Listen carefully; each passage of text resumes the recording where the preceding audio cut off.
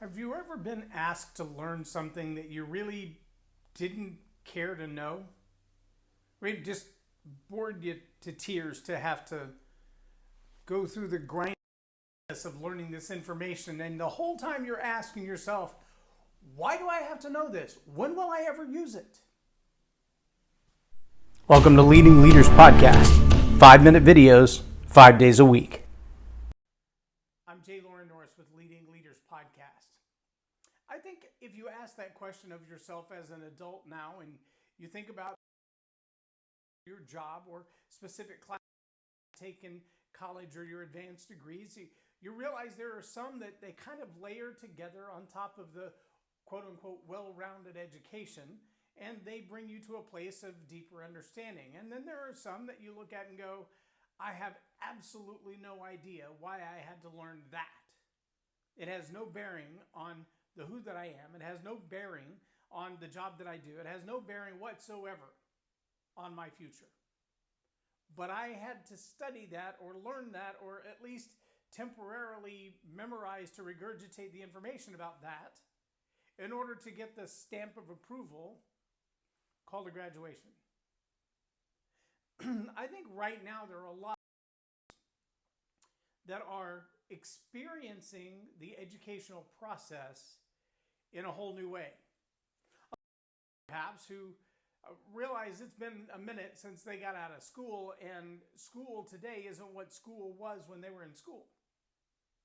Especially parents who have maybe elementary and middle school age kids, and they see the digitization of the learning process, and they realize, yes, they have access to oodles and gobs of information. But the process for learning, I challenge you, if you're a parent who currently is doing what we call schooling at home, which is different from homeschool. I know a lot of people have thrown that into the same bucket, but we were homeschool parents, and it's a different process. Sitting your kid in front of a computer to learn from some model that has already been constructed, from some process that has already been predetermined for them, that one size fits all, maybe school done at home, but that's not homeschooling.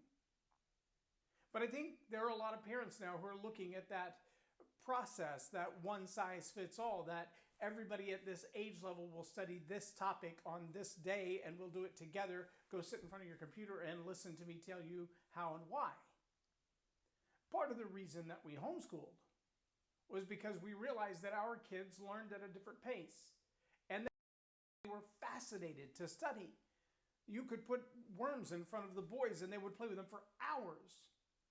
And then ask them all the things that they've discovered about those worms through YouTube videos and different discoveries. And both my boys are into auto mechanics now because they love doing things with their hands. And they started learning that early on. They were 8 or 9 years old the first time we did a brake job.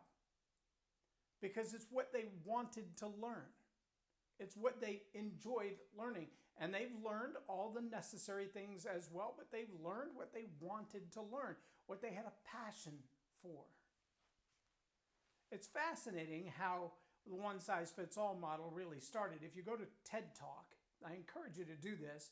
Go to TED Talk and look for Sir Lawrence, Lawrence, Sir Lawrence. Look him up and listen to his TED Talk about the Industrial Revolution at the turn of the 1900s, 1800 to 1900. I guess that would have been the turn of the 20th century. And how the education model of public education was designed to mirror and to lay over the Industrial Revolution so that the process of moving kids from one classroom to the next, from one teacher to the next, from one grade to the next, based on a timeline of age level, not of learning comprehension, was all designed to fit the assembly line process necessary for the Industrial Revolution. I know you think I'm making this up. Go look it up. Go to TED Talk, watch it with your high school age kids, and then ask yourself, are we still following the same education model that's been around for 100 years that served a different purpose then than it does now? Are we still that same model to teach a different level of indoctrination, or are we actually encouraging and allowing our kids to study what they want to know, to learn what they need to know to survive in this world, to be self-sufficient in this world? I don't know the answer to that question in your household, but I challenge you to find it. And I'm out of time for today.